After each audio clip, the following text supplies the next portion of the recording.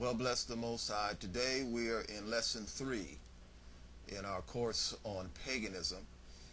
And just to recap a little bit from lesson 2, which will help us to understand a little bit more about this lesson that we're about to get into. Lesson 3 is going to cover the pagan calendar. And so when we look at lesson 2 and tying it in to lesson 3, we want to remind ourselves of the common features that pertain to pagan worship traditions, how that we looked at the sun god worship being major. Also, we looked at the mother goddess of fertility and child worship, along with the fact that just in general, paganism is a system where the worship of the creation is performed. And so now in looking at that, we are going to now get into the pagan calendar. It's important to note that in paganism, it is not just a idolatrous worship practice, but it is a actual system. And every system has a goal in mind. And with the system of paganism, it has a calendar. And the calendar, it represents the themes that are of great significance within the pagan system. And so as we look at the pagan calendar, we're going to see how these major themes in paganism play out. Just to make a little mention of these themes, its themes focus around worship of the sun and fertility worship, and also honoring death. Those are three major things that we're going to look at as we deal with paganism. Now, within the pagan system and within its calendar, there are numerous days in which the gods are honored. Numerous. And we don't have enough time to deal with each and every one of those. What we are going to deal with has to do with the major days which occur primarily throughout the seasons. And we're going to look at how honor is given to the different gods through the week and also throughout the calendar year, the annual celebrations that are performed within the framework of paganism. And as I mentioned, we're not going to cover every single pagan holiday, but we are going to cover the major ones. At least we've picked those that occur within the winter, the spring, and the fall. These particular days in which the gods are honored are all tied to the themes within paganism. And these themes within paganism, as we're going to discover, are in direct opposition to the plan and purpose of God and God's themes that are highlighted within his system. And so, with no further delay, let us get into lesson 3. Now, as we begin dealing with the pagan calendar, we want to first of all look at the days of the week. It's important to note that in the pagan system, the days of the week are named after gods. Well, that shouldn't be a surprise. Also, we want to note the list of these gods. Now, first day of the week, Sunday. Sunday is named after the sun god. And in lesson 2, we gave a variety of different names of various sun gods within the different pagan traditions based upon the nations and how they named their gods, whether it was the Egyptians or the Canaanites or the Babylonians. There were different names that were attributed to the sun god, but the day of the week, the first day of the week, is called Sunday in our English language and is devoted to the sun god. Monday is devoted to the moon god, or the god of the moon. Tuesday is devoted to the Norse god called Twi, Odin's son. And Wednesday is devoted to Odin, which is the chief god of the Norse people. Now, originally, Wednesday was called Odin's Day, and so it's pronounced Wednesday in our English vernacular, but this day is devoted to the god Odin. Thursday is devoted to another one of Odin's sons. His name is Thor. And Thor is a familiar name. There are television and TV shows and movies that have been made about Thor. But this Thor is actually one of the pagan gods of the people in the ancient Norse land areas. Also Friday. Friday is also named after another Norse god named Frigga. Frigga is the wife of Odin. She is regarded as the goddess of fertility within their system. So it's interesting here how all of these names of the days of the week are named by gods. And last day of the week, Saturday, as we call it, Saturday is named after the Roman god Saturnus. And Saturnus is the god of agriculture.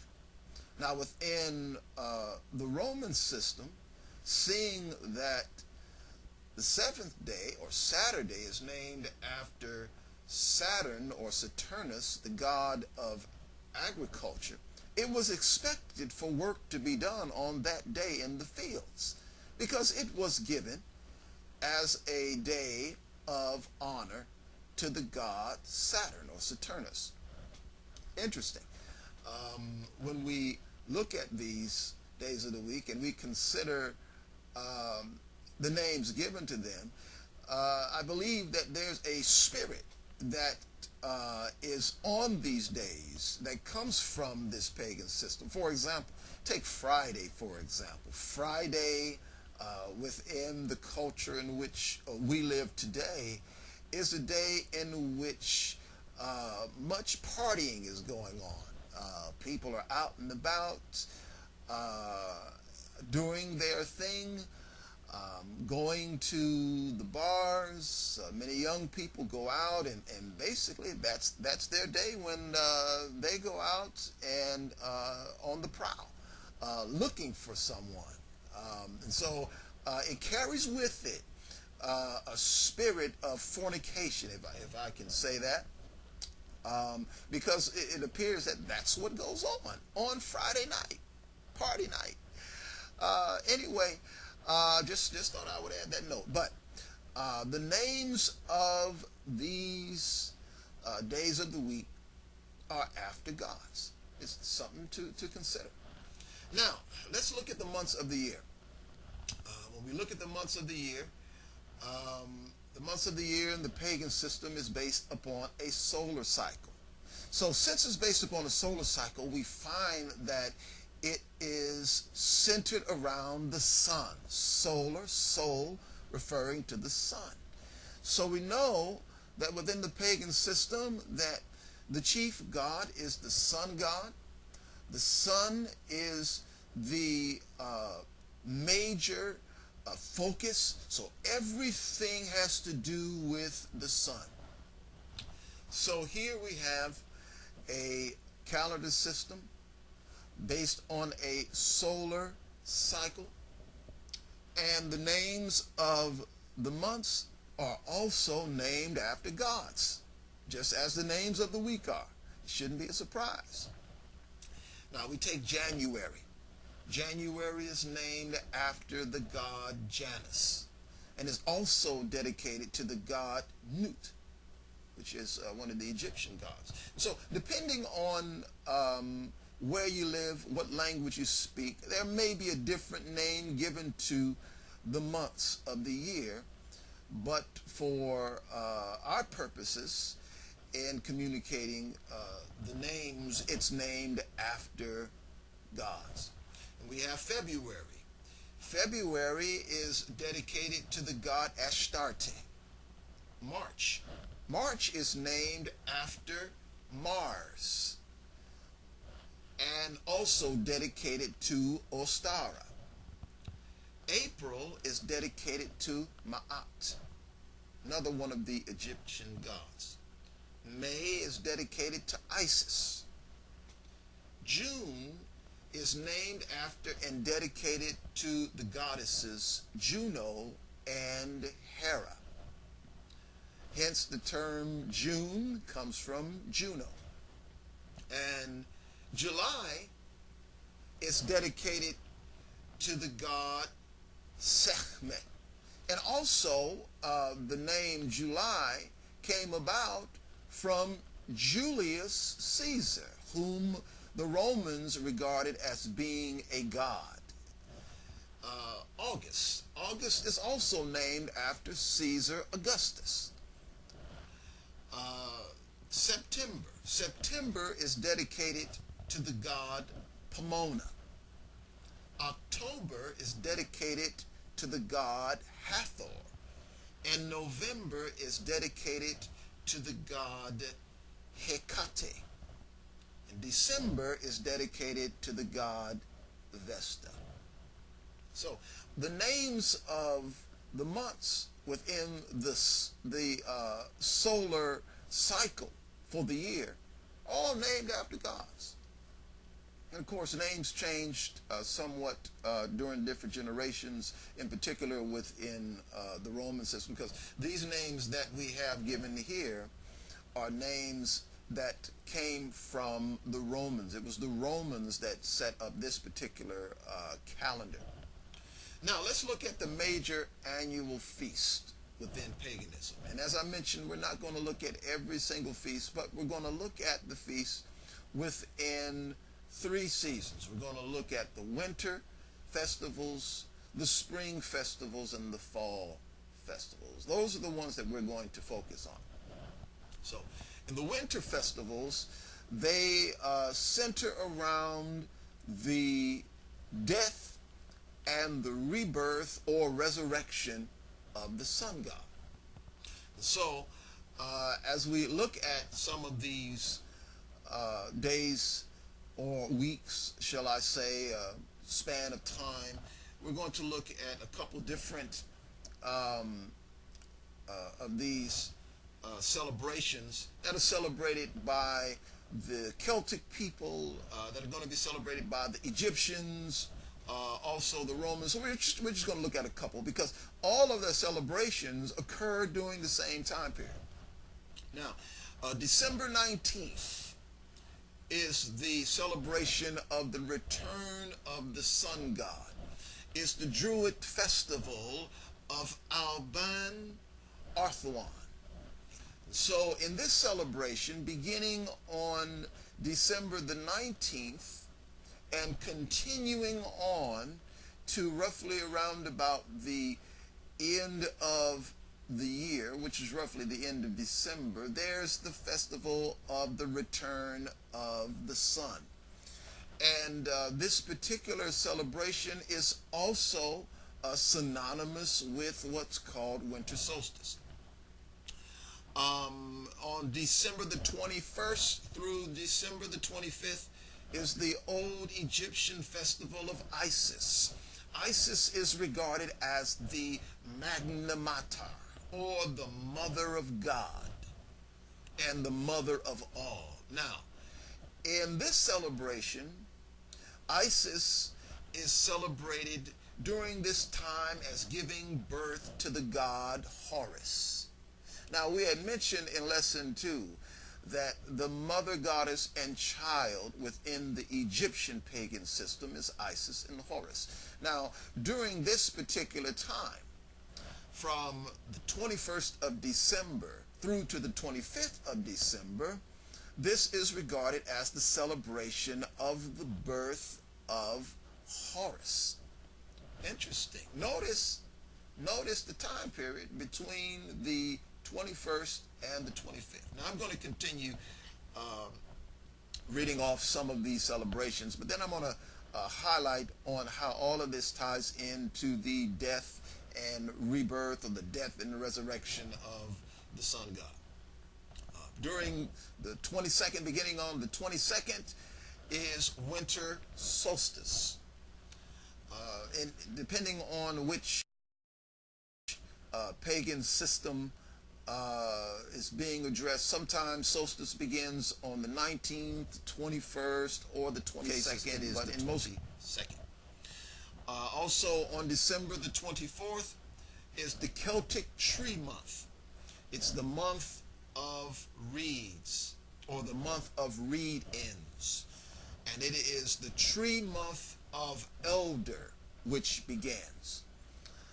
During this time where they honor these trees in the Celtic system represented eternal life or everlasting life, because if you don't cut a tree down, it will continue to grow. So it's believed that when the tree is set up, that it is a representation of the sun god. And so honor is given during this particular season by the cutting down of the tree and the erecting of it. It's in honor of the sun god. Also on December the 25th is the European feast of Herne, Frey, Dionysus. And all of this is centered around the birth of the god called the light of the world. There again, it's tied to the worship of the sun god, the birth of the sun god occurring on the 25th of December. Also, from December the 25th through January the 5th is what's called the Norse Yule celebration. The Old Norse celebration honoring Frey and Freya. These are deities of fertility, and the new Baldur, the god of light, with evergreens, fires, and feastings. And as I mentioned a little earlier, what occurred during this time of the year within the pagan system, which has been celebrated for thousands of years, these celebrations in paganism predate the coming of Yeshua HaMashiach, the Messiah, into the world, and had been in existence for some 6,000 years. But here, on the 25th, lasting through to January the 5th, the Yule celebration occurs, where the goddesses of fertility bring forth the god of light, Baldur, and they celebrate with the evergreen trees. What they would do, they would cut down the evergreen trees, pine trees, fir trees, and they would set them up, decorate these trees, present gifts under the trees as all the god of the sun, giving the sun gifts. These were birthday gifts to the sun god. And during this time, they lit fires. They had what was called the Yule log. Has anybody ever heard of the Yule log? I'm sure you have. And feasting was done. Celebrations, they would go and kill a pig and barbecue it, and have great celebrations during this time in honor of the birth of the sun god. And these celebrations occurred all over the world within the different pagan traditions to honor the sun god and his rebirth.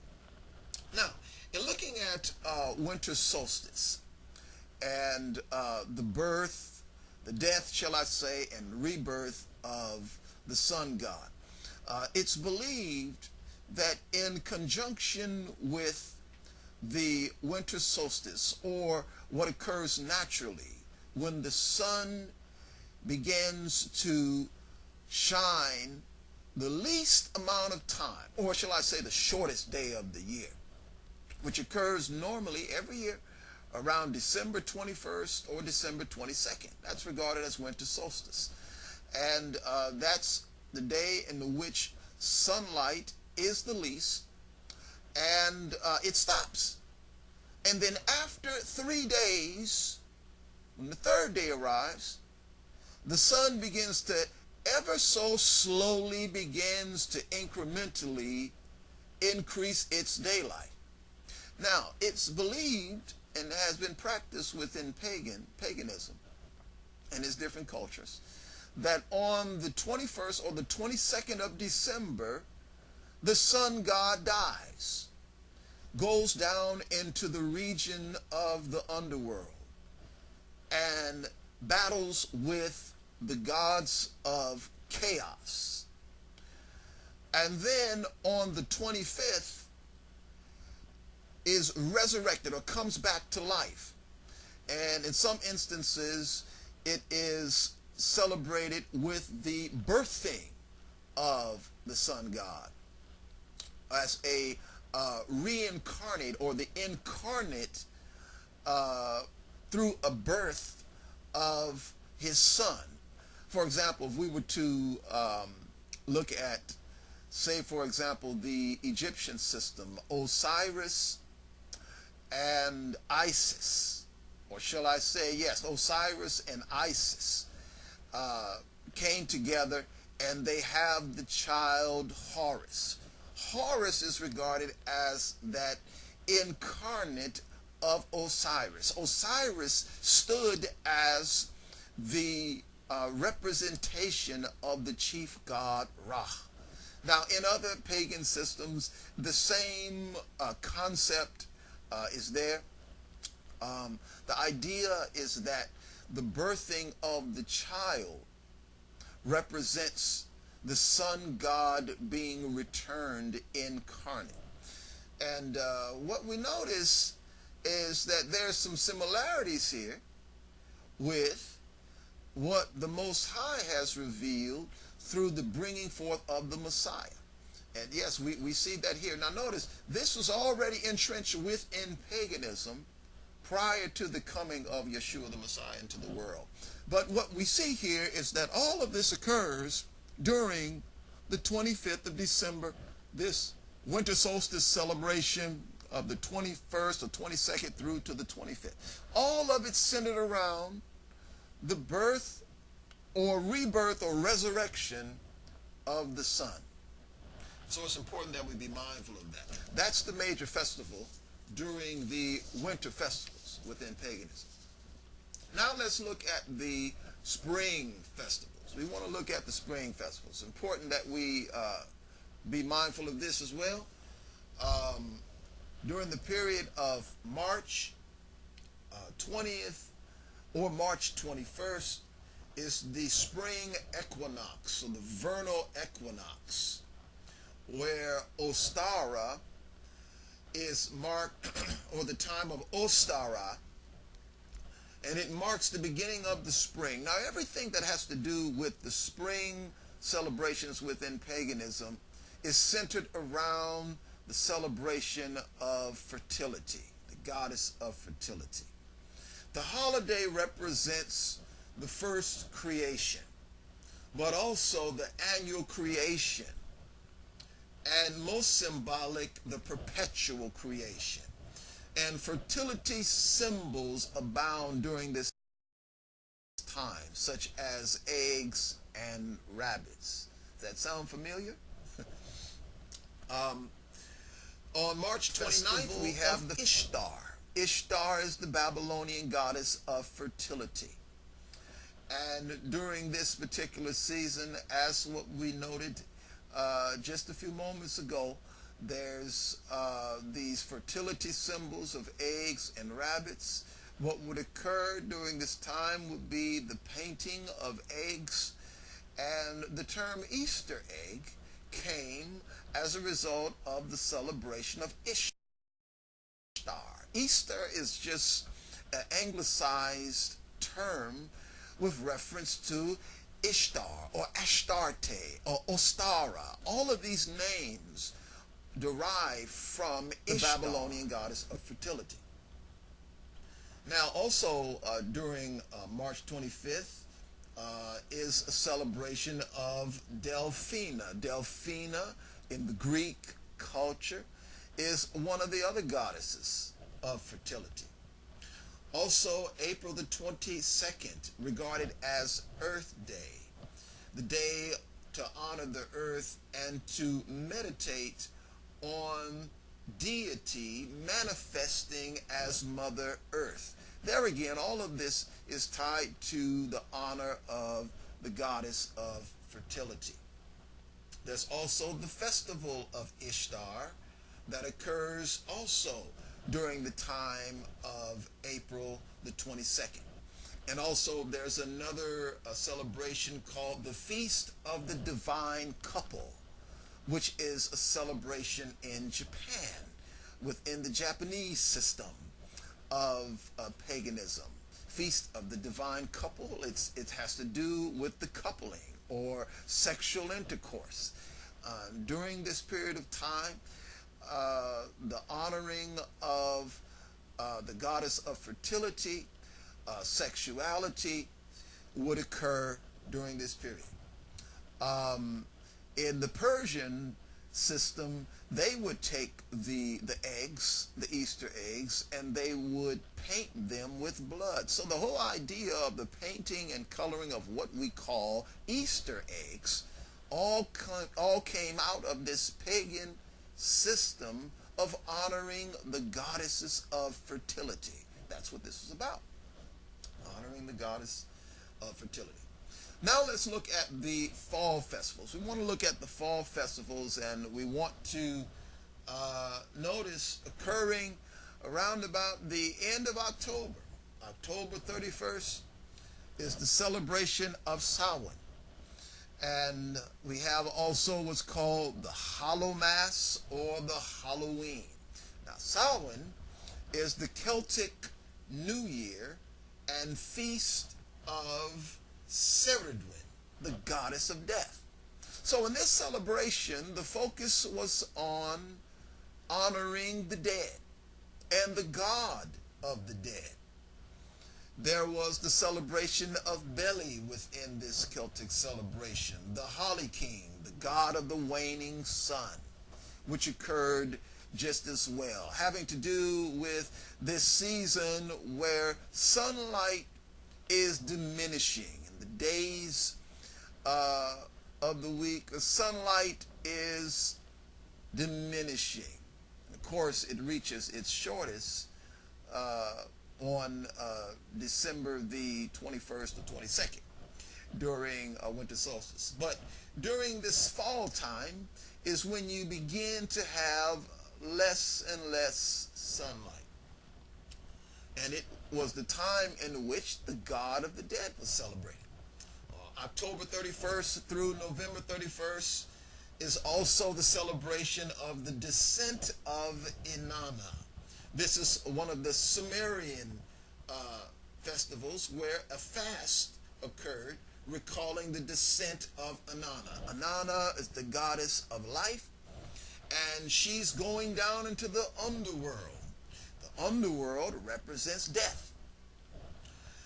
And also, during this celebration, the goddess of death and rebirth called Ereshkigal would also be detained down in the underworld because she made an agreement that she would go down, it says, detained until she agreed to have Dumuzi, the god of life and death, remain with her during each winter. So what would happen during this time in the fall? There would be these celebrations of honoring the dead, where the goddess of life would go down into the underworld and remain there until the winter season would be over. It had to do with the concept of death and honoring the dead.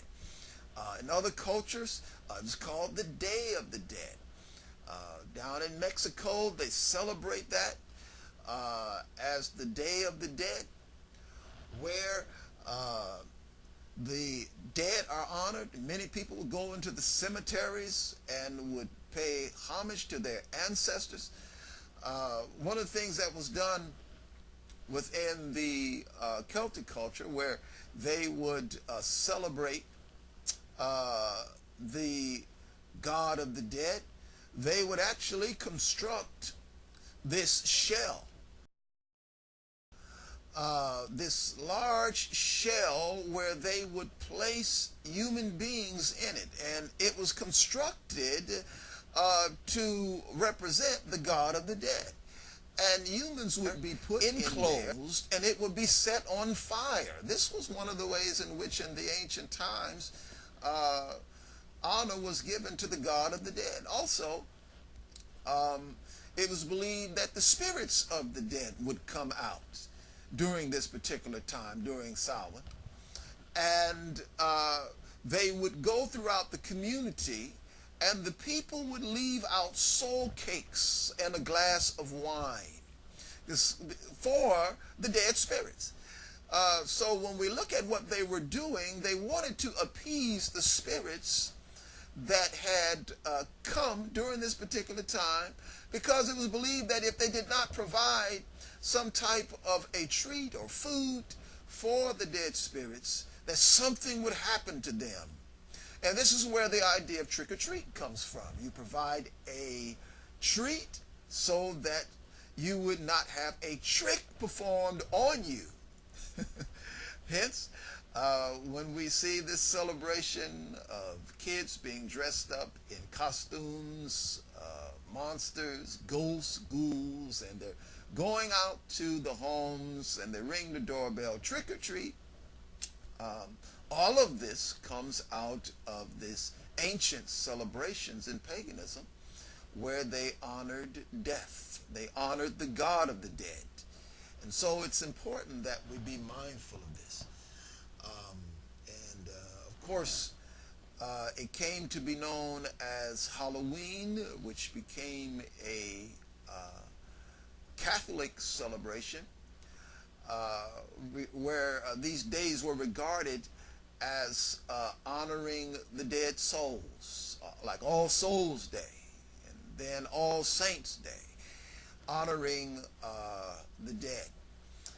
However, these days in which these celebrations were performed, they predate the religious system of Christianity. They predate what we see today, and they go back. They are ancient pagan practices that focus on death. And now, as we've looked at these major celebrations in these seasons within paganism, what we note is that the theme has to do with honoring the chief god of the sun. It's death and resurrection, or death and rebirth. Also, it celebrates fertility, the goddess of fertility, and also the god of the dead. These are the three major themes within paganism that needs to be noted.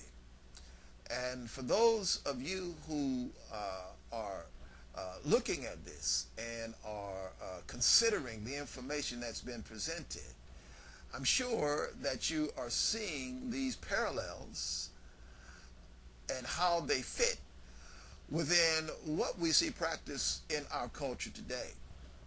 It's important that we be aware of it.